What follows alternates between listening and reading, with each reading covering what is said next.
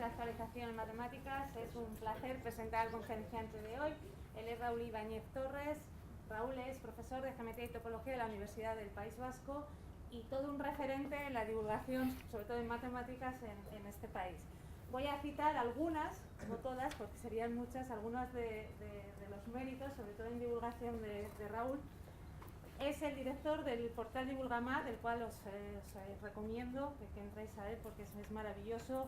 Ha sido vicepresidente de la Real Sociedad Matemática Española, presidente y miembro de la Comisión de Divulgación de la RESME, organizador de ciclos anuales de conferencias como Un paseo por la geometría o Las matemáticas en la vida cotidiana, comisario de algunas exposiciones como Arte Fractal, Belleza y Matemáticas, El rostro humano de las matemáticas, la exposición de la RESME Imaginari, guionista y presentador del espacio Una de Mates del programa Órbita Laica, o sea que lo que llevamos de año ya hemos tenido 2 presentadores en el curso de actualización de Órbita Laica, colaborador habitual de Radio Euskadi, editor y coordinador de libros como Divulgar las matemáticas, El rostro humano de las matemáticas, colaborador de la Cátedra de Cultura Científica y del Cuaderno de Cultura Científica, autor de varios libros, entre los que podemos citar La cuarta dimensión, El sueño del mapa perfecto, dentro de la colección El mundo es matemático, autor de varios artículos divulgativos, de capítulos de libros, y así podríamos seguir. Y de hecho, en reconocimiento a toda esa labor,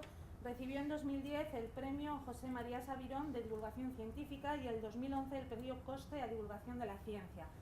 Por tanto, como he dicho, es un honor tenerle hoy aquí y os dejo por aquí. Gracias. Bueno, un par de cositas antes. Primero, soy un pringado. Un currela y un pringado. Eso para empezar. Para continuar, bueno, daros las gracias por invitarme. Es un auténtico placer venir aquí. Hacía además muchísimo que no venía, con lo cual tenía muchas ganas de venir.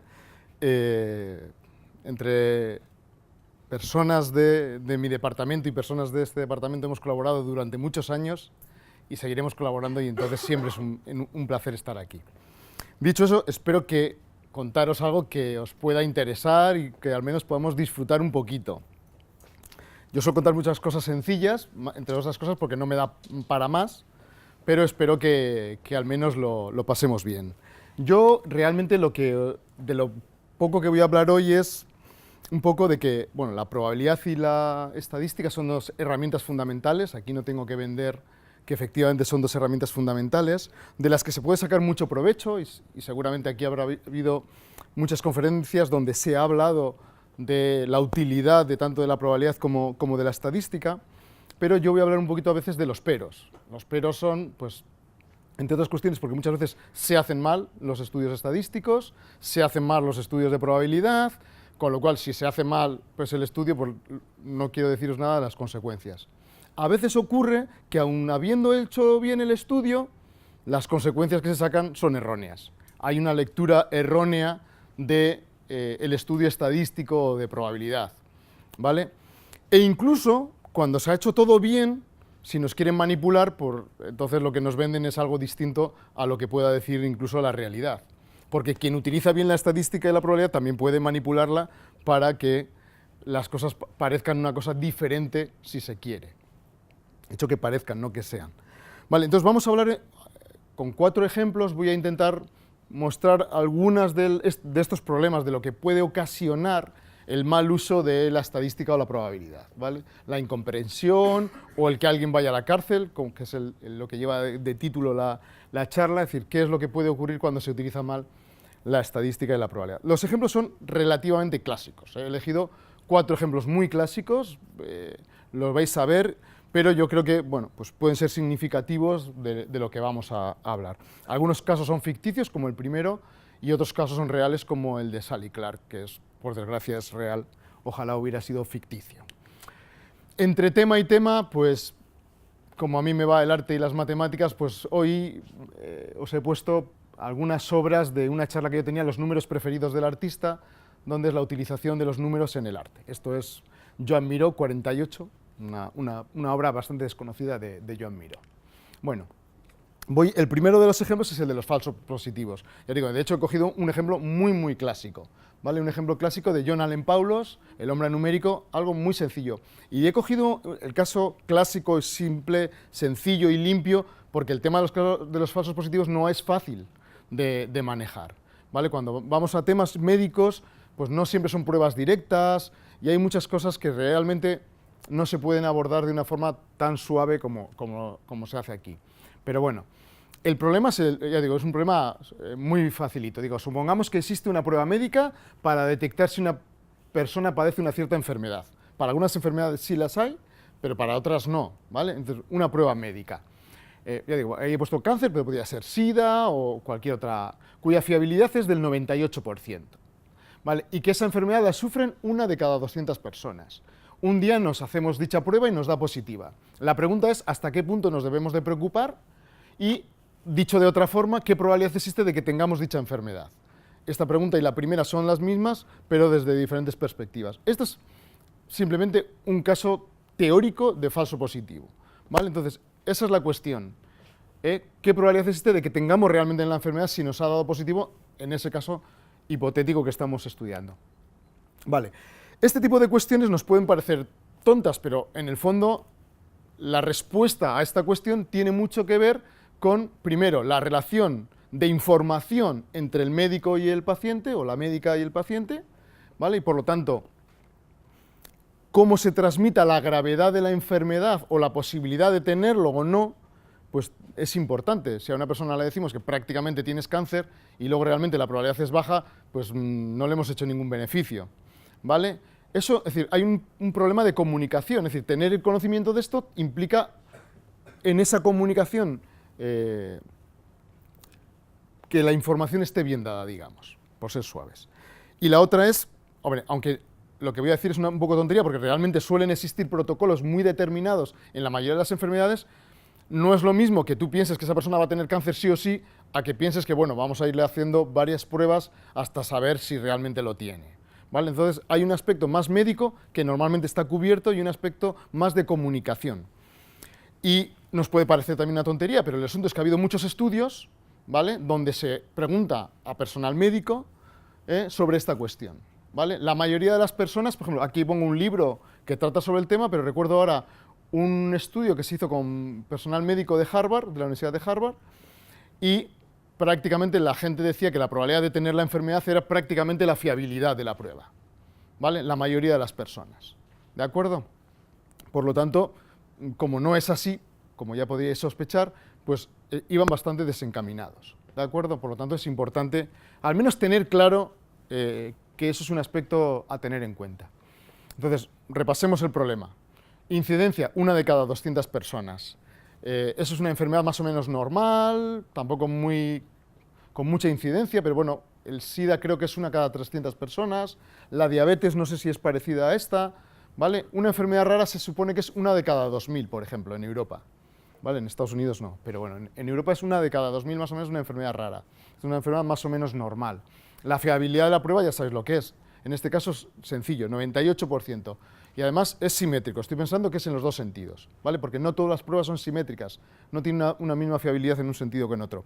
Pero esto quiere decir, yo tengo la enfermedad, me hago la prueba, la probabilidad de que me diga que tengo la enfermedad es del 98%, ¿vale? ¿De acuerdo? Y al revés, si no tengo la enfermedad, en un 98% tengo la probabilidad de que me diga que no la tengo, pero en un 2% me puede decir que sí la tengo. Ya sé que es una obviedad, pero bueno, los matemáticos y las matemáticas somos expertos en decir obviedades.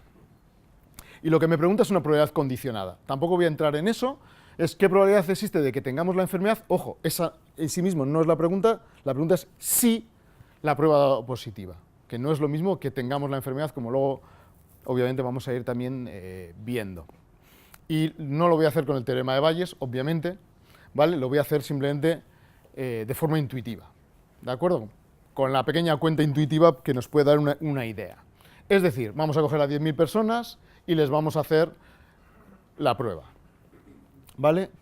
Como tenemos que la incidencia es de 1 de cada 200 personas, 50, de esas 10.000 de media, 50 personas tendrán la enfermedad y 9.950 estarán sanas, ¿de acuerdo? Como además, o sea, como le estamos haciendo la prueba a todos, ¿qué ocurrirá? Sabemos que la fiabilidad es del 98%. Luego, sobre los 50 que sabemos que están enfermas, al 2% les dirá que no están enfermas, que están sanas, es decir, a una.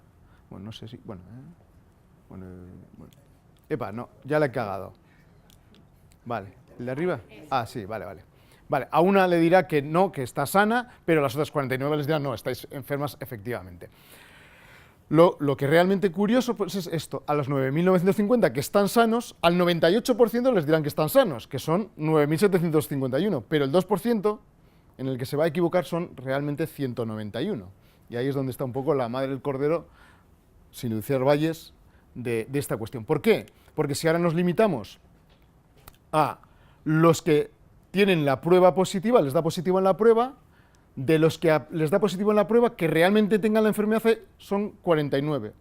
De los 248 que les da positiva, solo a 49 tienen la enfermedad. Luego la probabilidad de tener la enfermedad es 49 sobre 248, es decir, un 20%. Luego la probabilidad de tener la enfermedad es solamente de un 20%, cuando la fiabilidad era del 98%. ¿Vale? Entonces, todas aquellas personas que en el test o la prueba les preguntaron y dijeron que más o menos el 98% de probabilidad de tener la enfermedad, no, equivocados. Solo hay un 20%, es decir, hay un falso positivo del 80%. La probabilidad de un falso positivo es del 80%. ¿Por qué? Porque, entre otras cosas, la fiabilidad del 98% tampoco es para tirar cohetes, ¿vale? Pero lo que nos dice esto es que las cosas no son lo que parecen y que la probabilidad condicionada es eso, es bajo ciertas condiciones. Bueno, así dicho muy sencillo. Por cierto, y luego también la probabilidad de un falso negativo, que es que se las trae también, pues en este caso es muy pequeña porque es solamente una de cada 952, es decir, el 0,01%. En este caso es muy pequeña. También es cierto que es más grave esta, porque normalmente a la otra persona le van a hacer de nuevo más pruebas y por lo tanto se va a poder ir encasillando, aunque le den mal esa información, pero esta es más de, porque te dicen que no tienes, te vas a casa y eso se queda ahí, ¿no? Pero bueno, y la otra cuestión es que no siempre es simétrica la fiabilidad, ¿vale? En un sentido y en otro. Y esto es una enfermedad que hemos dicho, una de cada 200 personas, pero si cogemos una enfermedad de, más o menos de una de cada 1000 personas que padezcan, nos saldría que la probabilidad de tener la enfermedad sería solamente del 4%, ¿vale? En una enfermedad de una de cada 1000 personas, que ni siquiera es una enfermedad rara, ¿vale? Nos saldría una probabilidad solo del 4%. Luego, el tema de los falsos positivos realmente es una cosa bastante importante. No siempre es tan fácil de calcular, de hecho muchas veces se hace con estudios estadísticos, ¿vale? Cuando no se puede acceder. Y el tema obviamente de los falsos positivos aparece en 1000 temas. Obviamente test de embarazo de drogas, el test de, el de mama, aunque ese es un tema un poco delicado, en juicios, este es el de O.J. Simpson, ¿vale? Que también hay un tema de falsos positivos, pero bueno, vamos a hablar de Clark, y obviamente si los experimentos, para ver si los experimentos realmente están bien hechos o no. El tema del falso positivo también es importante. Vale, bueno, otra obra de Charles de Mott, el número 5, es un cuadro que representa un poema de William Carlos Williams. Bueno, sin más, seguimos. Bueno, esto es una tontería, lo suelo poner un poco en función del público, pero realmente es una tontería. Es simplemente para explicar lo que ya hemos dicho, lo voy a decir de todas formas, aunque sé que aquí no lo tengo que decir, pero bueno, la probabilidad, como todos sabemos, es casos favorables entre casos posibles. Estoy diciendo una auténtica tontería, ¿vale? Y esto lo suelo simplemente decir, pues el típico ejemplo sencillo para empezar, ¿vale? Dada una probabilidad, dada una determinada familia con 2 hijos, ¿cuál es la probabilidad de que los 2 sean chicas? Pues bueno, casos favorables entre posibles, y por lo tanto los posibles son chica, chica, chico, chico, chico, chica y chico, chico, si eso es lo único que me están preguntando, y por lo tanto los favorables es 1 de 4, pues la probabilidad 1/4. No estoy diciendo nada del otro mundo. Bueno, pero luego veremos. Relacionado con esto es una anécdota, pero relacionado con esto, en el año 2012, la Royal Statistical Society a 97 miembros del Parlamento británico les hizo esta pregunta: si lanzas una moneda 2 veces, ¿cuál es la probabilidad de obtener 2 veces cara? Que es realmente lo que acabamos de hacer, ¿vale? Si quitamos niños a caras, efectivamente es el 25%, la mayoría contestó que el 50%, lo cual es previsible porque moneda, todo el mundo va a decir el 50%. Da igual lo que nos pregunten, 50%. Hay un 40% que contestaron el 25%, es decir, bien contestado, lo que llamas, Vale, es igual, vamos a pasar eso, que era una tontería además. Robert Motherwell, el Gran 4, y vamos a pasar al siguiente ejemplo, que es el de Sally Clark, donde está también implicada la probabilidad condicionada, pero no solo. Y además es un caso dramático, este es un caso real, hay muchos casos reales de juicios, hay de hecho buenos artículos y buenos libros también que recogen algunos ejemplos reales, pero este es realmente dramático. La historia es la siguiente: en diciembre de 1996, Sally Clark y Steve, creo que se llamaba su marido, pierden a su primer hijo, ¿vale? Es decir, es una pareja, tienen un hijo y muere. Como suele ocurrir en estos casos, pues bueno, se hace una autopsia, no se detecta ningún tipo de enfermedad y por lo tanto se declara que ha muerto por el síndrome de la muerte súbita del lactante, que como sabéis, fundamentalmente lo que significa es lo que acabo de decir: cuando no se encuentra un motivo, síndrome de la muerte súbita del lactante, ¿vale? Es decir, se hace la autopsia, se ve todas las posibilidades y si no hay un motivo aparente, se declara que es el síndrome de la muerte súbita del lactante, que no se sabe muy bien por qué ocurre, hay estadísticas, ¿vale? Pero bueno, el asunto es que, bueno, pues imaginaros una desgracia como esta y un año más tarde tienen otro hijo y poco tiempo después de nacer vuelve a morir, ¿vale? El segundo hijo. Y de nuevo, después de hacer la autopsia, se declara que el síndrome de la muerte súbita del lactante, ¿vale? En ambos casos, pues el menor, que digo, pocos meses de vida, pues tenía muestras de, no violencia, pero sí de moratones, pero que podían leerse como un intento de la madre de reanimar al bebé, ¿de acuerdo? Una vez que ha visto que no respira, al intentar reanimarlo, pues obviamente le va a presionar y va a causarle algún tipo de traumatismos o de moretones. Y eso es lo que había, ¿vale? Pero las dos muertes a priori fueron declaradas síndrome de la muerte súbita del lactante. Pero después de la segunda muerte, la policía va a casa, les detiene a los dos, dejan a Steve libre y acusan a Sally Clark de haber matado a sus hijos, ¿de acuerdo? Esta es lo que es la historia en sí misma. A partir de aquí, ¿qué es? El juicio, ¿vale? En el juicio, ¿qué es lo que ocurre? Pues en el juicio ocurren dos cosas. Primero, no hay ni una sola evidencia física que demuestre que la madre ha matado a los niños, ¿vale? No hay ninguna evidencia física, ¿vale? Es decir, no hay ninguna prueba. La única prueba que realmente acaba teniendo consecuencias en el juicio es la declaración de este hombre, de Sir Roy Meadow. Sir Roy Meadow era pediatra, trabajaba en la Universidad de Leeds, creo que recordar, ¿vale? Y él declara que la probabilidad de que un bebé muera por el síndrome de la muerte súbita del lactante es 1 entre 8.543. Luego, si multiplicas esta por sí misma, obtienes la probabilidad de que 2 bebés mueran por el síndrome de la muerte súbita del lactante de 1 entre 73 millones. Es el 0,000001%, muy pequeña. Luego, una doble muerte no se producirá más que una vez cada 100 años. ¿Vale? Este es el argumento de Sir Roy Meadow, ante lo cual el fiscal dice que dicha probabilidad, en su alegato dice, dicha probabilidad es extremadamente pequeña, por lo que es improbable, debido a que esa probabilidad es muy pequeña, que los bebés murieran de una forma natural e implica asesinato. Y efectivamente la declaran culpable, cadena perpetua, y entra en la cárcel en 1999. ¿De acuerdo? Como digo, no hay ninguna otra demostración física, por ejemplo, ninguna prueba física que demuestre que realmente ha podido matarlos. De hecho, nadie es capaz de declarar que la mujer fuera violenta, que tratara mal a sus hijos o les hubiera descuidado en algún momento. No había ninguna prueba, nada más que este argumento. Y este argumento implica 3 errores, que es de lo que vamos a hablar hoy. Bueno, el primero, muy evidente seguramente para todas las personas que estáis aquí, que decir que la probabilidad es 1 entre 73 millones, lo que implica es que las dos muertes son independientes, son sucesos independientes. Es decir, como lanzar la moneda, yo siempre me traigo esta moneda, que es una moneda que tiene la cara de Gauss, porque al menos me da igual cualquiera, pero al menos es de Gauss, y la probabilidad de que yo saque 2 caras, pues es 1 medio por 1 medio, porque efectivamente son procesos independientes, como todos sabéis, ¿no? Pero, sin embargo, el hecho de las muertes súbitas, es decir, pueden existir factores tanto genéticos como medioambientales e incluso de otra índole relacionada pues, con las características familiares, ¿vale?, que determinen que sea más probable sufrir o no en esa familia una casos de muerte súbita del lactante, ¿de acuerdo?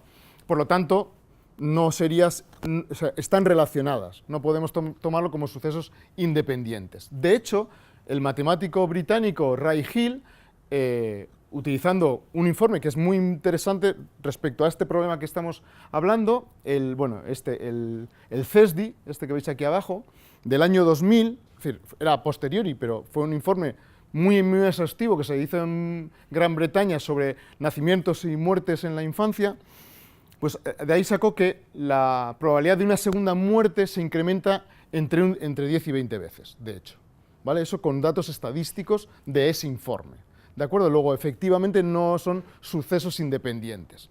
Uno puede imaginar que no lo son, pero las estadísticas, digamos, demuestran que efectivamente no es así. Ese es el primer fallo, es decir, no se puede multiplicar las probabilidades, ¿vale? Ese es el primer fallo. Segundo fallo.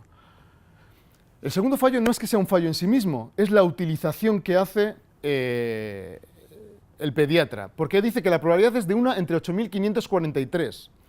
Esa información la saca de un informe CESDI también, pero el informe CESDI lo que dice es que la probabilidad es de 1 entre 1.300, pero en casos favorables, es decir, una situación familiar óptima, es decir, madre y padre jóvenes, no fumadores, que tienen una vida estable, trabajan, etcétera, etcétera, baja la probabilidad a 1 entre cada 8.543, ¿de acuerdo? La que tiene que tomar Sir Roy Meadow es 1 de cada 1.300, pero coge la otra. ¿Por qué? Porque es mucho más significativa para lo que quieren demostrar la Fiscalía, ¿vale? Luego hay una manipulación en la elección de la cifra. No elige la genérica, elige una adecuada que le sirve mejor, ¿vale? Y luego no tiene en cuenta cosas como que la diferencia entre niños y niñas es sustancial. Y en el caso de Sally Clark eran 2 niños, de hecho. Y los niños es el doble probable que sufran el síndrome de la muerte súbita del lactante. Bueno, aún así podemos coger 1.300, pero si rehacemos los datos tenemos que la probabilidad de una muerte súbita es 1 de cada 1.300 ahora. Una segunda muerte súbita hemos dicho que se incrementa en un 10 o 20%. Luego ahora sería entre 60 o 130. ¿De acuerdo? Es decir, si lo multiplicamos, es decir, la probabilidad de 2 niños con el síndrome de la muerte súbita del lactante en una misma familia es más o menos entre 1 de cada 78.000 y 1 de cada 169.000. ¿Vale? En el peor de los casos, para el argumento del fiscal, 1 de cada 169.000. ¿De acuerdo? Eso es el 0,0006%. Alguien me puede decir, vale, se ha equivocado, pero sigue siendo muy, muy baja, ¿no? El 0,0006% es una probabilidad aparentemente muy baja. Vale, volvamos a hacer una lectura de esa probabilidad. Es 1 de cada 169.000, pero al año nacen en Gran Bretaña 700.000 niños. Luego se van a producir más casos de dobles muertes súbitas. De hecho, no es solo el caso de Sally Clark. Es, por ejemplo, el caso de Don Anthony, Angela Cannis o Tripti Patel. Las 3 acabaron en la cárcel por la declaración del mismo pediatra. ¿De acuerdo? Es decir, efectivamente, si uno ve la probabilidad es que es normal que esto ocurra, de hecho. ¿De acuerdo? Vale. Tercer fallo en el argumento, que es realmente del que venimos a hablar. Se interpretó la probabilidad de que en una familia 2 bebés mueran por el síndrome de la muerte súbita del lactante como la probabilidad de que Sally Clark fuera inocente. Se hizo esa equivalencia, por lo tanto, si la probabilidad era baja, había una probabilidad muy baja de que Sally Clark fuera inocente. ¿De acuerdo? Pero claro, esto obviamente es una falacia. ¿Por qué? Porque esa no es la pregunta importante, ahora veremos cuál es la pregunta importante, pero imaginemos la siguiente situación. Imaginemos que aquí Ignacio, que es un gran jugador, ha jugado a la lotería primitiva y le ha tocado. Todos pensaríamos que ha hecho trampas. ¿Por qué? Porque la probabilidad es 1 entre 13 millones. ¿No? Casi 14. Bueno, 13 y pico. ¿Vale? Por lo tanto, como la probabilidad es muy, muy, muy, muy pequeña también, seguro que ha hecho trampas. ¿No? Eso sería el argumento de la Fiscalía. ¿Vale? ¿Cuál es el problema? El problema es que si todos jugamos a la lotería primitiva, todos tenemos la misma probabilidad. Luego, lo importante no es la probabilidad que tengamos, es la comparación entre las probabilidades de todos nosotros. ¿De acuerdo? Si él tiene más probabilidades de ganar que nosotros, entonces, ojo, quizás es que hay algún motivo por el que tiene más. Otra cosa es demostrar por qué pueda tener o no más probabilidades de ganar. Pero si no, porque la probabilidad sea baja, obviamente no es cierto que haya hecho trampas. ¿De acuerdo? Vale, y aquí es un poco lo mismo. Lo importante no es si la probabilidad de una doble muerte es baja o no, es cuál es la probabilidad de que sea muerte súbita del lactante o asesinato en el caso de que los dos bebés hayan muerto en la familia. ¿Vale? Si los dos bebés han muerto, solo hay dos opciones en este caso. Puesto que ha habido autopsia y a priori la autopsia dice que no pasa nada, es o muerte súbita del lactante o asesinato. La cuestión es cuál es la diferencia respecto a lo que está planteando la Fiscalía, cuál es la diferencia de probabilidad entre ambos dos casos. ¿De acuerdo? Y, de nuevo, utilizando el estudio del CESDI, Ray Hill estimó que era 9 veces más probable la muerte súbita que el asesinato. Luego, si es cuestión de probabilidades, es más probable la muerte súbita que el asesinato. Y eso, de nuevo, lo dicen los números. Es cierto que esto luego se reha hecho y no es tan fuerte, pero sigue siendo más probable la muerte súbita que el asesinato. ¿De acuerdo? Por lo tanto, con este argumento nadie dice que no le haya asesinado. Lo que decimos es que el argumento de la probabilidad no nos sirve, porque es un argumento completamente erróneo, tanto en su ejecución, en la primera parte, pero incluso en su análisis directo de la situación. ¿De acuerdo? Le ha podido asesinar o no, pero no le acusemos por el estudio probabilístico. De hecho, lo curioso del caso es, bueno, esto ya es de sí grave, porque encima fue acusada y acabó en la cárcel, ¿vale? Pero ¿qué ocurre? Si el argumento solamente ha sido estadístico, lo lógico es que llamen a personas expertas en la materia. Entonces, ¿qué hace la familia? En el año 2000 apela, y en la apelación contratan a estadísticos profesionales para explicar los errores que se han cometido. ¿Vale? ¿Les hacen caso? No, porque sabe algo más de estadística el pediatra que la gente que realmente investiga en estadística. ¿Vale? De hecho, los informes estadísticos están colgados en Internet por las personas que hicieron esos informes. ¿Vale? Los podéis consultar y todo. De hecho, hubo tal polémica que en el año 2001 la Royal Statistical Society escribe una carta pública dirigida, creo que era ministra en ese momento, de Sanidad, por el mal uso de la estadística en los juicios. Hay todo un alegato diciendo, por favor, es algo muy importante, no se puede utilizar mal la estadística en los juicios, y en particular se analiza el caso de Sally Clark. O sea, lo tienen tan claro que el ejemplo sintomático que ponen, a pesar de que ella está en la cárcel, es el de Sally Clark. ¿De acuerdo? En el año 2003 es puesta en libertad, pero ¿acaso es porque se han dado cuenta de que el tema de estadística estaba mal? No. Es por una cosa relativamente grave, o sea, desde cierta perspectiva. Sale en libertad porque se descubre que el patólogo, o sea, la acusación contrata a un patólogo que vuelve a hacerle la autopsia al crío y descubre que el crío había tenido una infección bacteriana. ¿Vale? Pero se lo ocultan. ¿Por qué? Porque si ha tenido una infección bacteriana y ha sido la causa de la muerte, ha sido una muerte natural y por lo tanto todo el argumento se va a la mierda, porque la muerte ha sido natural. ¿De acuerdo? Entonces lo ocultan. Pero en el año 2003, revisando los papeles, descubren ese papel. ¿De acuerdo? Y entonces sale a la calle. Por desgracia, demasiado tarde, porque ya ha pasado, no sé si son 2 años y medio o 3 años en la cárcel, completamente... Bueno, pues imaginaros la situación, es decir, has perdido a tus 2 hijos, encima te han acusado de matarles, pues imaginaros. Y en el 2007 muere por intoxicación etílica, ¿no? O sea, bueno. Lo que sí ocurre es que las otras mujeres que os he puesto allí salen a la calle, ¿vale? Son puestas en libertad, se empiezan a revisar los juicios donde ha intervenido Sir Roy Meadow. De hecho, se intenta inhabilitarlo, lo que pasa es que le inhabilitan, le vuelven a habilitar y ahora no sé en qué proceso están, pero realmente el tío es un jeta, bueno, terrible. Vale. Bueno, Jasper Johns, 09, vamos al tercer ejemplo, que este es otro de los clásicos. Seguro que muchos de aquí los conoceréis. La paradoja de Simpson. ¿Vale? La paradoja de Simpson es un caso, bueno, es un típico ejemplo de estadística que nos viene a decir que cuando hacemos estudios estadísticos no podemos separar los grupos, hacer una estadística y separar los grupos y sacar consecuencias en los grupos separados y empezar, o al revés, tener 2 estadísticas separadas y juntar las estadísticas y hacer una macroestadística, ¿vale? Eso tiene consecuencias y los resultados pueden ser aparentemente distintos, ¿vale? Y eso se llama la paradoja de Simpson. Vale. Bueno, yo suelo contar una anécdota, la iba a haber cambiado anoche, dije, no la voy a cambiar, entonces la voy a contar con Bilbao y Madrid, iba a hacerlo en Bilbao y Logroño para picarnos un poco, pero digo, bueno, estoy en desventaja, soy solo uno, bueno, en fin, no sé yo, pero soy de Bilbao, también eso es mucho. Y del centro además ahora. Exactamente. Bueno, esto es eso, imaginar que tanto en un periódico de Bilbao como en un periódico de Madrid, por ejemplo, sale la misma noticia el mismo día, pero recalcando la situación de su ciudad. En el periódico de Bilbao, el parque automovilístico de Bilbao es más nuevo que el de Madrid, ¿vale? Bueno, yo suelo contar que yo voy a un congreso, me encuentro con David Martín, por ejemplo, que él es de Madrid, tal, y yo le digo, mira, el parque automovilístico de Bilbao es más nuevo que el de Madrid. Y él me enseña el diario de Madrid de ese mismo día y dice, no, el parque automovilístico de Bilbao es más viejo que el de Madrid.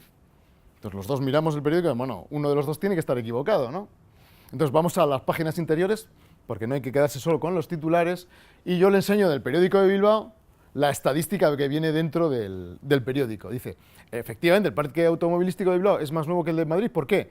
Porque en este estudio estadístico, donde hemos separado Bilbao en lo que es el centro y lo que son las afueras, ¿vale? Y esto es algo que se suele hacer muy típicamente, incluso a veces se separan como en 8 de 9 zonas, es decir, no me lo invento solamente porque me venga bien para el problema, sino que es algo que encima se suele hacer, ¿vale? Entonces, en el centro de Bilbao los coches nuevos son el 67%, mientras que en Madrid son el 64%. Luego en el centro hay más coches nuevos en Bilbao que en Madrid. Y lo mismo en el resto de barrios, 45-42. Luego, perfecto, tanto en el centro como en las afueras hay más coches nuevos en Bilbao que en Madrid. Perfecto. Esto es lo que me dice mi periódico, pero David me enseña su periódico y me dice, perdona, aquí dice que los coches nuevos en Bilbao son el 55% y en Madrid son el 57%. Luego, hay más coches nuevos en Madrid. ¿De acuerdo? Bueno, nada que objetar. Entonces, a priori uno ¿qué piensa? Pues algo está mal, ¿vale? Uno de los dos tiene que ser erróneo. Y, obviamente, como ya estaba diciendo, ninguno de los dos son erróneos. ¿Por qué? Estas son las estadísticas que he mostrado. Si mostramos datos, obviamente así un poquito... Este es un ejemplo ficticio, luego os pondré uno real. Si mostramos datos, veis que efectivamente las cifras están bien calculadas, ¿vale?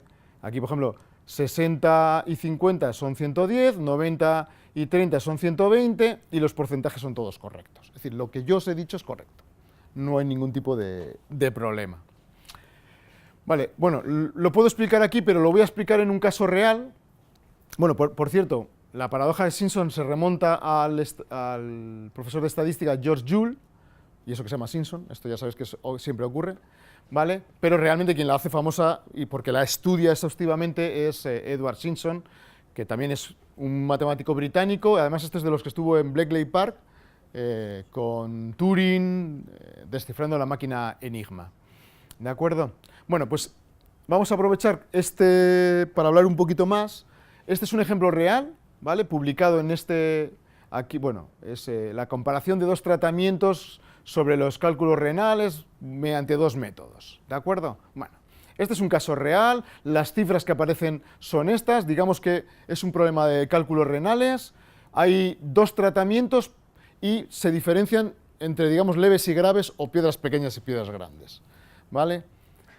¿De acuerdo? Entonces, el asunto es cuál de los tratamientos es mejor. Entonces, si nosotros miramos, en el caso de las piedras pequeñas, el mejor tratamiento es el A, ¿vale? Si miramos a las piedras grandes, el mejor tratamiento de nuevo es el A. Luego el A es el mejor tratamiento para tanto piedras grandes como piedras pequeñas, ¿vale? Pero si miramos en su conjunto, ¿vale? Vemos que efectivamente ahora el porcentaje es mayor en el tratamiento B. Luego cuando lo cogemos separados y juntos no nos sale el mismo resultado. ¿Esto a qué se debe? Pues bueno, matemáticamente es algo tan trivial como que esto no es cierto. A dividido por B más C dividido por D no es A más C dividido B más D, obviamente. Y eso, en nuestro estudio estadístico, ¿qué significa? Que hemos cogido poblaciones desiguales, ¿vale? Al coger poblaciones desiguales no es cierto esto, y por lo tanto comparar las cosas no es sencillo. ¿Por qué? Porque si os fijáis aquí, En las piedras pequeñas, el tratamiento A, solo hay 87 pacientes a los que se les haya enviado, mientras que el tratamiento B a 270. ¿De acuerdo? Y sin embargo aquí es al revés. Luego los datos globales realmente están orientados por este caso y este caso, que son los más masivos en ambos dos. En ambos, vamos. ¿De acuerdo? Y como este es 87 y este es 73, el que se lleva un poquito el gato al agua es este de aquí. ¿De acuerdo? Eso es lo que está ocurriendo realmente. Si queremos realmente poder separar y juntar, tenemos que coger grupos que sean simétricos, es decir, que tengan la misma cantidad de elementos. Si no, no podemos ni separar ni juntar. Y de hecho podremos obtener resultados que hay que reinterpretar, ¿vale? Pero aquí no podemos hacer un estudio en este sentido. ¿Qué es lo que está ocurriendo en este caso? Que el médico decidía qué tratamiento daba en función del enfermo. Entonces, claro, la propia decisión médica estaba manipulando el estudio. No, tendríamos que haber cogido la mitad para uno, la mitad para otro y decidirlos no en función de lo que piense el médico, sino de una forma objetiva, ¿vale? Es decir, sin tener en cuenta otro tipo de aspectos. ¿Por qué? Porque si no es la propia decisión médica la que ha manipulado esto. Esto incluso se puede utilizar al revés. Imaginar que yo quiero saber si una campaña publicitaria ha funcionado o no y de repente vemos que ha ido a peor la percepción. Y a veces pasa eso y digo, esto no puedo venderlo públicamente, he gastado mogollón de pasta. Y dice, y si lo dividimos, por ejemplo, por etapas de edad o por hombres y mujeres, tal, y de repente cambia todo. Y dice, bueno, vamos a vender esta parte. Este tipo de cuestiones se hacen, o sea que... Pero bueno. Bueno, y Robert Indiana, desde el 1 hasta el 0, y ya el cuarto ejemplo. El cuarto ejemplo no es un ejemplo negativo, es relativamente positivo, ¿vale? Y tiene que ver con el hecho de cómo hacemos a veces un estudio estadístico, ¿vale? Entonces, el caso es el caso de la vacuna de Salk, que es la vacuna contra la poliomielitis, que es una vacuna que se descubrió en los años 50, ¿vale? Y que dio lugar al estudio estadístico más grande, con más de 1 millón de niños y niñas implicados. ¿De acuerdo? Vale. Bueno, no voy a explicar todo la cuestión de la poliomielitis. La poliomielitis es una enfermedad que no es usual, ¿vale? No es como una gripe, ¿no? Es decir, es más rara, ¿vale? Tiene menor incidencia en sí misma. Luego tiene otra peculiaridad, es que normalmente es asintomática. Es decir, la podemos padecer y no darnos cuenta de que la hemos padecido. Pero ojo, cuando no es asintomática, tiene consecuencias muy, muy graves. La muerte, parálisis, problemas respiratorios, ¿vale? Y de hecho, como muchos habréis descubierto, este de aquí es Roosevelt, que obviamente iba en silla de ruedas porque había pasado la poliomielitis, ¿de acuerdo? Y por eso mismo fue una de las personas, junto con un socio suyo, que más invirtieron en que se encontrara una vacuna contra la polio, ¿vale? Digamos, su caso personal es lo que le llevó a intentarlo. En los años 30 ya había habido unos intentos de encontrar vacunas, y de hecho algunos se empezaron a comercializar, pero no funcionaban muy bien, hubo casos de muertes asociadas, y realmente entró cierto pánico y se dejó de investigar en ese tema. Bueno, por suerte, una década más tarde, en los años 40, empezó otra vez a investigarse, ¿vale? Y se llegó, y Salk, no recuerdo ahora el nombre completo, que es este médico que está aquí, acabó descubriendo una vacuna, ¿vale? Se hicieron pruebas en unos cuantos niños y niñas, porque la polio no lo he dicho, pero afecta fundamentalmente entre los 4 y los 14 años. Puede afectarte con 50, pero es habitual de esas edades, ¿de acuerdo? Con lo cual, imaginaros las consecuencias que tenía, obviamente, un montón de niños y niñas en condiciones bastante lamentables, por desgracia. Vale, entonces, se hacen pruebas a un pequeño grupo, sale bastante bien, pero obviamente no es estadísticamente significativo, ¿vale? Eso te da ánimos, crees que vas por el buen camino, pero hay que hacer un estudio que sea estadísticamente significativo, ¿vale? Vale, cuando se hacen, estamos acostumbrados a que cuando leemos el periódico es 1 de cada 100 personas, no sé qué tal, en un estudio estadístico de 1000 personas, tal. Si ya son 10.000, es caso extraño, pero normalmente son 1000, 1500, 2000, ¿vale? Entonces, la cuestión es, en un estudio como este, ¿cuántas personas hay que entrevistar, o hay que hacerles el estudio, y qué tipo de estudio hay que hacer, ¿vale? Entonces vamos a empezar con eso. Para empezar, me paso. una de las opciones es vacunar un año a todos los niños de Estados Unidos. Lo que no lo he dicho, el caso que estoy contando, bueno, se veía por los comentarios que he hecho, pero se desarrolló en Estados Unidos, ¿de acuerdo? Y todos los datos que voy a dar son los de Estados Unidos, ¿vale? Además, que fue el país pionero en el tema de la vacunación contra la polio. Una de las ideas era vacunar a todos los niños. Eso se había hecho ya con algunas enfermedades más comunes, ¿vale? Se vacunaba a todos los niños y se veía si al año siguiente había más o menos casos, ¿vale? Es decir, un primer año sin vacuna, el siguiente con vacuna, y se comparaba la cantidad de personas que habían estado enfermas o no. ¿Cuál es el problema con respecto a la polio? Que tiene una variabilidad en el tiempo muy fuerte. Estos datos son sin vacunación, y como veis este año, que es el 51 creo recordar, pues de repente el 52 al año siguiente baja en picado. Si ahí hubiéramos vacunado, habríamos pensado que la vacuna había funcionado.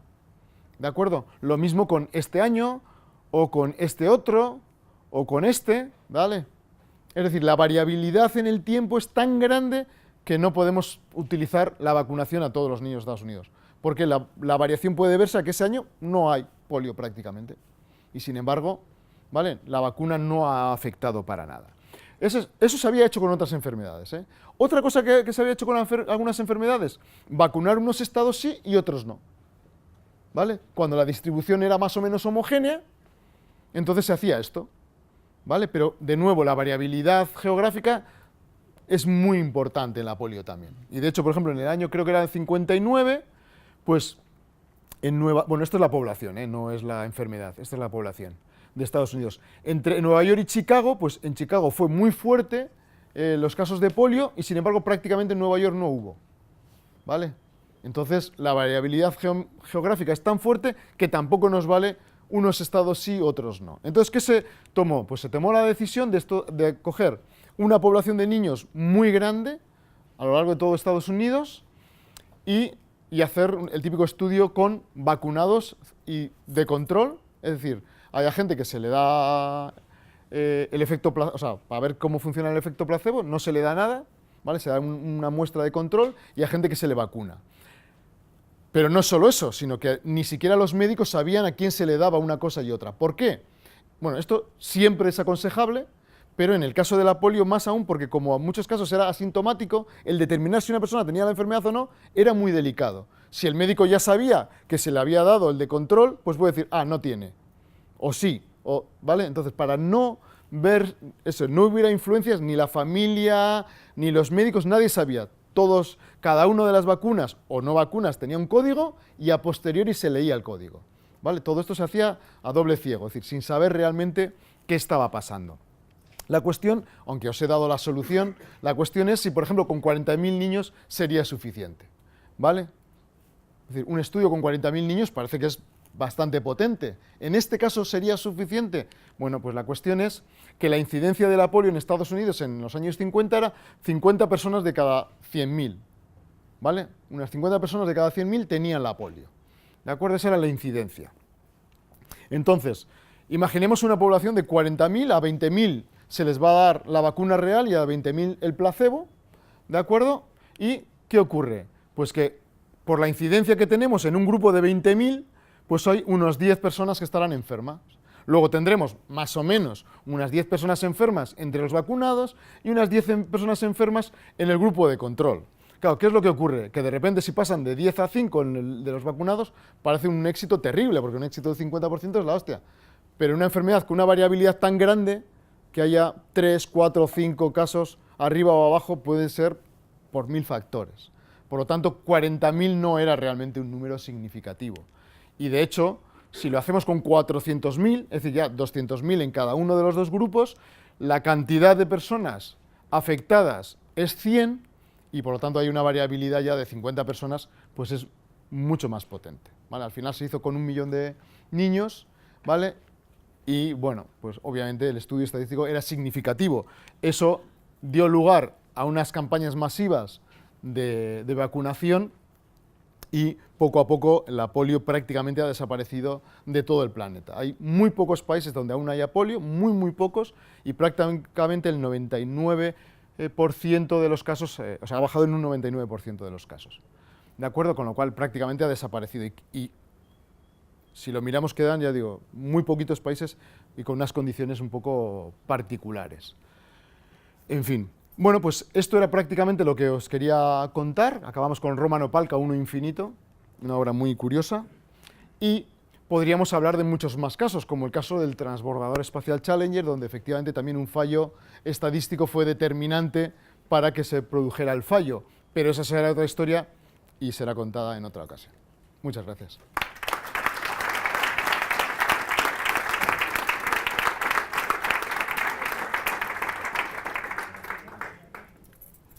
¿Preguntas? ¿Comentarios?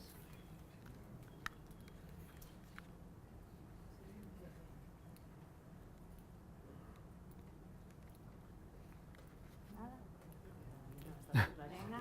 Podéis preguntar, temas personales no, pero lo demás, lo que queráis.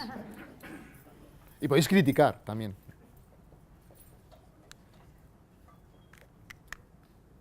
Mi duda era sobre las 3 mujeres, pero ya has dicho que las habían sacado Las habían soltado. las otras 3, porque... 2 de ellas, una tenía 2 hijos, otra tenía un hijo y una hija, y la otra tenía 3 niños que se le murieron. Sí, 3 niños. Y el problema es, uno no puede, con lo que hemos dicho no podemos determinar la inocencia o no, pero el problema es que en todos los casos no había información más que la estadística, no había información de ningún tipo, no había nada que diera a pensar, malos tratos, tal, nada. Y hubo muchos juicios. ¿Vale? ¿Y todo será el mismo pediatra? Todos estos que hemos estado son del mismo pediatra. Se ha intentado inhabilitarlo, se consiguió, pero le han vuelto a habilitar y no sé, en la día de hoy no sé cuál es la situación, pero seguían intentando luchar para que este hombre no volviera a ejercer. Encima es Sir. Igual el pediatra era bueno, el problema es que no sabía el nombre. Sí. No sé si era bueno, pero bueno. Pero sí, es curioso. Y otra pregunta. Cuando has hablado de los falsos positivos y tal, decías, el caso de las mamografías es un caso distinto. ¿Por qué es una prueba...? Bueno, no es que sea distinto. A ver, el problema es el siguiente. Yo he contado lo he hecho, además, lo he elegido aposta porque en cierto momento intenté coger casos reales, porque el tema de los falsos positivos hay mucho estudio en diferentes enfermedades. El problema es coger un caso donde haya una prueba directa, porque el caso de la mamografía no es una prueba directa, ¿vale? No son pruebas directas. Entonces, muchas veces depende de que el médico... Es todo un proceso, que además no es una prueba tal, es una mamografía, luego una ecografía, luego no sé cuándo... Bueno, es todo un proceso. Y muchas veces no hay nada que te diga sí o no. No es como una prueba médica que te puede decir sí o no. No, es el médico y lo que él ve y lo que él sabe lo que determina en muchos casos. Entonces, se estudian estadísticamente el tema de los falsos positivos en el tema del cáncer de mama. Son estudios estadísticos y que tienen en cuenta todo el proceso. ¿De acuerdo? Pero son más estadísticos porque no puedes hacer un estudio como este porque no es una prueba. Lo hablamos también con el cáncer de colon, que yo en cierto momento iba a haberlo hecho con casos reales y ese era otro caso. Pero claro, no es una prueba directa, es sobre sangre en heces. Entonces, no es una prueba realmente sobre la enfermedad. Es otra cosa diferente. Entonces, no siempre es tan fácil de hacerlo. Entonces, muchos de los estudios se hacen a posteriori estadísticos. Si tienes esos datos que yo he mostrado, lo puedes hacer. Pero muchas veces no tienes una prueba. Entonces, por ejemplo, en el caso de mamografías, el estudio de todo el proceso. Los médicos tienen todo un proceso establecido, ¿vale? Aún así, el dato sigue siendo importante. Y cuando ya haces el estudio estadístico, lo tienen que tener en cuenta, que no siempre lo tienen en cuenta, ¿vale? Y luego también hay que quitarle importancia tanto a la parte médica como a la parte matemática, entre comillas, a ver si me explico.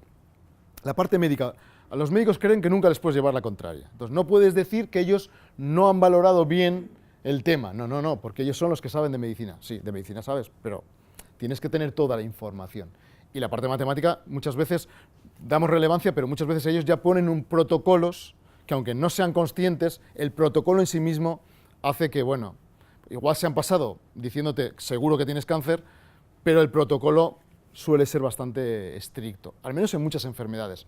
El cáncer de mama es un protocolo ya muy antiguo y tal, y está bastante establecido, pero aún así tiene porcentajes de falsos positivos también importantes.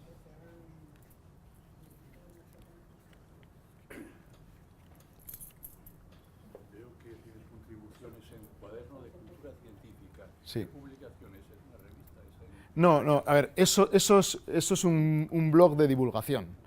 La Cátedra de Cultura Científica, en la Universidad del País Vasco tenemos una Cátedra de Cultura Científica, y entre muchas actividades que tiene, son 3 blogs, 4 realmente, dedicados a la divulgación en diferentes aspectos o idiomas. Y este es uno de ellos. Entonces simplemente pongo, pues que sobre estas cosas he escrito en el blog, sin más. Las referencias, digamos, este está muy bien, ¿vale? Ese Math on Trial, How Numbers Get, bueno, ya lo entendéis mejor que yo. Y este está muy bien porque analiza muchos juicios. Yo aquí en estos, tanto en este como en este, analizo algunos de los juicios, el de O.J. Simpson, que es otro de los clásicos, el de la mujer rubia y el hombre negro de California, que también es otro de los clásicos de la estadística. Bueno, hay varios de estos que son parecidos y tal. Pues es algo parecido, es la probabilidad, es decir, a alguien le han robado y alguien ha dicho que ha visto a una mujer rubia y a un hombre negro juntos. De repente había una pareja, no sé si estaban casados en ese momento, que estaba paseando por allí, les pilla la policía y como la probabilidad de pillar a una mujer rubia y un hombre negro en California, no sé qué hora, es muy pequeña, son ellos. Más o menos ese es el tema. Y el de J. Simpson es al revés, se libra a cuenta de un argumento falaz también. Pero bueno, se libra por muchas más cosas, si conocíais el caso, pero bueno. Ha sido una estrella de la NFL. Sí, exactamente, sí. Pues, sí, y un ricachón de la hostia, ahora está hundido, pero se libra porque tiene un montón de dinero y va rompiendo todo. Pero entre otras cosas también hay una falacia del fiscal, ¿de acuerdo? Pero bueno, este libro está muy bien. Como anécdota, creo que es Snepes, creo que es Snepes, es Catherine Shaw, la escritora, no sé si conocéis, La incógnita Newton. La incógnita Newton es una novela de intriga con trasfondo matemático en Cambridge sobre el problema de los 3 cuerpos, los 3 cuerpos de matemáticas y física y de los 3 cuerpos asesinados. Y la escritora Catherine Shaw realmente no es Catherine Shaw, es la matemática Snepes, pero bueno, es una anécdota sin más. Y luego, bueno, este es un clásico, el del hombre anumérico, y luego no sé si he puesto alguno más, no, aquí no, pero bueno, en estos encontraréis una bibliografía más extensa aún. Pero bueno. ¿Alguna cosa más? Una tontería, pero también es interesante en cuestiones de derecho. Por ejemplo, preguntarse a los estudiantes que qué es mejor. Hay ciertas leyes en el Parlamento español que tienen que aprobarse por los 2/3 o por los 3/5. Si eres el proponente, que es mejor, por ejemplo. Sí. O sea, la cuestión de los números en un montón de cosas y hay mucho desconocimiento. Hombre, hay una cuestión relevante aquí, y hay una cosa que creo que es evidente y que se pone de manifiesto con muchos estudios estadísticos que hay, que muchas de las personas que están metidas en sitios donde hay que interpretar estadísticas o números tienen que tener conocimiento de ello. Entonces, algo tan sencillo como dar un medicamento, donde a la persona que tiene que darlo se le da un porcentaje o una cantidad, o sea, se han hecho muchísimos estudios donde la mayoría de las veces se dan mal las medicinas en los hospitales, por temas simplemente de porcentajes, y han llegado a morir personas porque el porcentaje se ha dado mal, ¿de acuerdo? Cosas tan sencillas como esas, hay ejemplos terribles, ¿vale? Entonces, y en los juicios pasa lo mismo. A priori, los abogados, los jueces o las jueces tienen que saber interpretar y, sobre todo, contratar a personas expertas cuando no sepan. ¿Vale? Eso es fundamental. Aún así tienen que tener un conocimiento importante, porque si eso es habitual en los juicios, ellos tienen que saber interpretar eso. Pero si no, llamar a alguien y, oye, ¿me puedes explicar esto que en el juicio ha salido y que no entiendo? Y que den fe de eso, ¿vale? Muchas veces lo que pasa que es quien llama son las partes y no el juez o la juez, ¿de acuerdo? Pero tendría que ser habitual. A veces ocurre, ¿eh? Yo he estado como perito matemático en un juicio y fue muy divertido, pero eso quizás algún otro día lo cuente. Fue muy divertido porque tenía que establecer una tontería. Y decía, pero esto es una tontería, no llamaréis a un matemático para... Estos son sumas, restas, multiplicaciones y divisiones. Pero bueno, pero a ese nivel llegamos a veces. Pero bueno. Pero mejor eso que lo hagan. No, sí.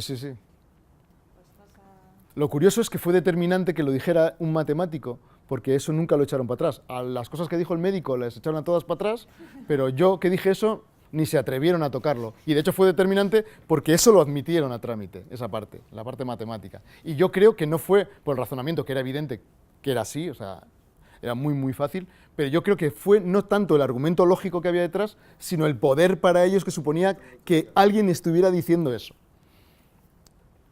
O sea que... Si además les habías dicho que era una tontería, si no lo admitían como... No, hombre, eso allí no lo dices. Allí no lo dices, pero os voy a contar una anécdota. Digamos, había un médico con su corbata, su pose, su saber estar, y un pringado que era yo. ¿Vale? Al médico, claro, tú vas allí con un informe, a priori no explicas el informe se lo tiene que leer, en este caso era una jueza, se lo tiene que leer la jueza. Tú no vas a explicar el informe, tú vas a que te pregunten las partes sobre el informe. Entonces el médico intentó explicar el informe y dijeron, nanay de la China, usted contesta nuestras preguntas y lo típico de las películas, conteste sí o no, el médico no, sí o no, el médico intentando, no, sí o no. Vale, llego yo. Vale, ¿el tema qué es? Que explico, pero a empezar explico el tema. A mí no hay nadie que se atreva a decirme no explique usted el tema. Dices, bueno, bien, lo explico. En un momento dado, la juez me mira así como... Digo, si quiere me acerco y se lo explico. Entonces me acerco, cojo un lápiz y le explico un tema, era muy sencillo, pero bueno, un tema de los que estaba comentando, que era eran dos métodos de evaluación y era el error entre los dos métodos que se producía. Era una resta y era calcular la resta, sin más, no era muy... Pero no acababa de entender lo que estaba haciendo. Entonces me deja ir hasta allí y explicárselo. Primera cosa. Segunda cosa, había como 8 abogados contrarios a quien me contrata a mí, que eran las 2 señoras que las habían echado a la calle por no aprobar el examen aparentemente. Bueno, de los 8 contrarios, solo uno se atrevió a preguntarme algo. Y efectivamente también me intentó lo del sí o no. Entonces en una de ellas yo decía, no, es que sí o no puedo contestar. Es que esa pregunta es falaz. No, sí o no. Y ya me dirijo a la juez y le digo, es que la pregunta está mal hecha, ¿puedo rehacerla y contestarla? Y dice, sí. Y la rehice y la contesté. Entonces, impone más, pero, hombre, llevado a este extremo un poco jocoso, eso no tiene que ser, pero sí tendría que ser que nos permitieran explicar las cosas y tener en cuenta lo que dice un experto. Ojo, que a veces también nos equivocamos, que hay casos de juicios donde hemos metido la pata bien metida. De hecho, el de la rubia y el negro creo que es alguien de probabilidad, el primero que comete el fallo. O sea que a veces ocurre también. Pero bueno, somos humanos. Yo quisiera hacer una preguntita. Sí. Ahora que tenemos campaña electoral, ¿por qué siempre en las campañas electorales les encanta hacer estadísticas cuando luego a lo mejor pasan 4 días después y fallan? O sea, se ha demostrado que fallan. Bueno, yo no estoy tan seguro que fallan. Hacemos lecturas iniciales erróneas y por lo tanto fallan, porque las lecturas iniciales son erróneas. Primero, hay ajustes, ¿vale? Entonces, primero, no es la estadística en sí, es un ajuste que te hacen, para empezar. Y dentro de esos ajustes, cuando dicen, hay un porcentaje de gente que no sabe, es que esa es la que va a determinar esa variación, que es la que luego determina el que digamos, no, es que se han equivocado. El problema es que si nos diera la información tal cual es, explicándonos lo que significa la variación, el que haya un porcentaje que no va a votar, todo eso es relevante. Yo creo que se equivocan menos de lo que parece. Lo que pasa que, claro, si queremos numeritos 3, 5, 7, 9, pues claro. Claro, pero a últimas en Andalucía, o sea, el FIS dejó en entredicho su... Sí, pero vuelvo a decir, No, pero algo es más determinante el cuántos van ese día a votar o no que todo lo demás, prácticamente. Pero eso no se sabe antes. Ya, por lo tanto, pero lo que tenemos que hacer es informar, que la estadística dice lo que dice. Claro, no dice otra cosa diferente. Creo que luego se demuestra, o sea, en un programa de radio se demostraba que la gente miente. O sea, tú aquí Bueno, no eso coges es otra depende, historia. Si te cojo Eso- por la mañana, te coges ahí al cine, te cojo después de comer... Eso es cómo se haga, es decir, cómo se hace un estudio estadístico en general, no solo en este caso, es más complicado que una serie de preguntas, ¿vale? Entonces muchas veces cuando alguien quiere hacer un estudio, no, estas preguntas, dice, no, si tú quieres hacer un estudio estadístico tienes que poner preguntas trampa para detectar si te mienten o no, etcétera, etcétera. Es mucho más delicado, efectivamente. Pero vuelvo a decir, muchas veces no es que se equivoquen tanto, es que, por ejemplo, el que voten más o menos o vayan más o menos depende de muchos factores y a veces son incluso inmediatos de ese día. Entonces, lo que hay que informar es que la variabilidad es de este porcentaje y esta variabilidad implica esto. Y no dar un numerito, sino dar quizás unos rangos o explicar un poco lo que significa. En mi opinión, ¿eh? Pero te quiero decir que hay campos en los cuales la estadística, por ejemplo, el tema de la medicina, el tema de que pruebas un coche o un nuevo neumático, el tema de que un nuevo material, para una raqueta de tenis, ahí la estadística puede entrar, tú luego haces estudios, pero eso es una cosa, es una habitación cerrada y la cota. Pero yo creo que en el tema político es que no es cerrado. El problema es que le damos más relevancia de lo que tiene. No, pero es que luego pasa que yo creo que no, pues, vamos, yo te quiero decir que el último caso de Andalucía, Sí. es que no voy a dar nombres para que... porque hay No te preocupes. Pero es que hay grupos que se esperaban 2 diputados y han tenido 13, o sea... Que sí. Es que eso ya es un rango grandísimo. Pero porque muchas veces, ya digo, son los extremos o las cosas que creemos que no tienen importancia las que más importancia tienen. El que vaya más gente a votar o menos gente a votar. Hay una serie de cuestiones que al final determinan muchísimo en el resultado. Entonces, lo que pasa es que queremos un numerito que quede de puta madre en el periódico. Por ejemplo, tú vas a estudiar el índice el cáncer de colon de los hábitos agroalimentarios en La Rioja y tú tienes a 30.000 personas y ahí entras y no te dicen, no, pero yo comí esta ensalada, pues solamente... No, pero también ahí se cometen errores, porque, por ejemplo, no te dan el margen de error, muchas veces el margen de error de una estadística hace que una cosa sea mejor que otra, pero con el margen de error no sea cierto, y te venden la moto de una sobre otra, por ejemplo. Cuando te dan bien la información, tú dices, es que esta información igual no me informa de todo lo que quiero, bien, pero claro. Entonces, claro, cuando queremos estudios estadísticos, sobre todo si son para campañas electorales y sobre todo para votaciones, lo que queremos son resultados contundentes que modifiquen o no la conducta de la gente, que para eso se hacen los estudios, realmente. Les gusta coger numeritos y decir mi índice de popularidad aumenta o ha bajado, no sé qué. Pero se hacen estudios para provocar la reacción del votante. Esa es mi opinión. Es decir, el estudio estadístico no se hace realmente para tener ver cómo va, no. Es para ver si podemos modificar o no, porque si no, casi se podrían hacer internos y ver un poco lo que ocurre al final. Pero no, eso va dirigido a modificar nuestro comportamiento a la hora de votar. Entonces, por eso les interesa más eso. Hay mucha gente, por ejemplo, que quería obviar cierto tipo de cosas que pasaron en Andalucía. ¿Por qué? Porque era más fácil que luego eso hubiera tenido un efecto positivo, si no hubiera tenido un efecto negativo. Y al revés, ¿eh? Léase Trump, léase el caso que tú has dicho, el efecto es al revés. Todo el mundo dice, esto es una chorrada, y esa chorrada, como le quitas importancia el votar o no a esa chorrada, a que al final acaba siendo algo masivo. Bueno, esa es mi opinión. Ahí sí que como lo hablo sin expertos, soy un giligaita si queréis, pero es mi opinión. Hombre, yo creo que también que cuando en las elecciones y cosas así, mucha gente miente porque no quiere declarar a quién va a votar o lo que sea, sí. Pero las agencias que hacen las encuestas pues pueden comparar lo que la gente les declaró con lo que ha pasado. Eso te vale para saber qué tanto por ciento de mentiras puede haber. Pero cuando aparece una fuerza política nueva, no tienes estadísticas que poder utilizar para corregir los datos. Eso se complica mucho, creo yo. A ver, obviamente, pero no solo eso, efectivamente, cualquier cosa, como el que vayan a votar o no. Puede ocurrir, por ejemplo, un efecto... pero puede ocurrir... Atentado de Madrid, 3 días. Eso sí condiciona, igual que el día que salga, hasta un día con sol. Por eso. Que decir, hay muchos elementos que pueden condicionar. Y a veces esa pequeña diferencia puede dar una mayoría a otra. Pero al final son los que nos gobiernan. Pero bueno, aún así, estoy de acuerdo que se equivocan, pero a veces si las diéramos mejor, se equivocarían menos. Eso es lo que creo. Vamos. Bueno, ¿alguna crítica? Agradecemos de nuevo a Raúl y decir que la siguiente, y antes de las vacaciones de Semana Santa, será Ángel Luis, que nos va a hablar sobre la ética del Big Data del 10 de abril. ¿Vale? Mandaremos la información el próximo 10 de abril. Gracias. Vale, pues muchas gracias.